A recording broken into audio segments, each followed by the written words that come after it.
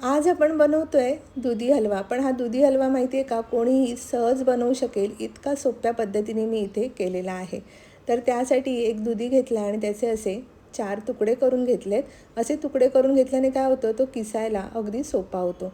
तर आता स्वच्छ धुवून घेतल्यानंतर त्याच्या अशा साली आपल्याला काढून घ्यायच्या आहेत. इथे पहा, या सगळ्या तुकड्यांच्या मी साली काढून घेतल्या आणि त्यानंतर आपल्याला हा किसणीवर किसून घ्यायचा आहे. आता हा किस जो आपण किसून घेतो, तो किसल्यावर लगेचच आपल्याला हलवा करायला घ्यायचा आहे. नाहीतर मग दुधीचा किस आहे ना, अगदी जास्त वेळ ठेवला तर तो काळपट होतो. तर इथे पहा, आपला हा दुधी किसून झालेला आहे. आता लगेचच आपण करायला घेऊया. त्यासाठी कढई तापत ठेवली आणि त्यामध्ये साधारण 2 मोठे चमचे इतकं मी साजूक तूप घातलं आणि त्यामध्ये हा दुधीचा किस घालून अगदी मंद आचेवर आपल्याला 4 ते 5 मिनटं परतून घ्यायचं आहे. किंचितचं आपल्याला मीठ घालायचं आहे. गोडाचा पदार्थ असला तरी मीठ नक्की घालायचं, म्हणजे त्याची चव अजून वाढते. आता अर्धा पेला दूध घातलं आणि छान असं सगळं ढवळून दुधामध्ये आपल्याला हा किस शिजवून घ्यायचा आहे. आता यामध्ये घातलेली आहे 4 मोठे चमचे मी मिल्क पावडर.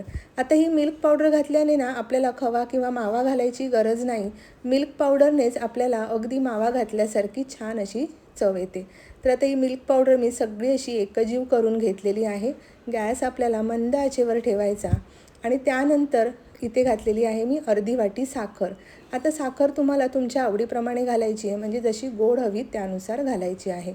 तर आता 10 मिनटासाठी झाकण ठेवायचं आणि मंद आचेवर छान असा हा हलवा आपल्याला शिजवून घ्यायचा आहे. तर इथे पहा, 10 मिनिटांनी मी झाकण काढलं, छान असं हे परतून घेतलं.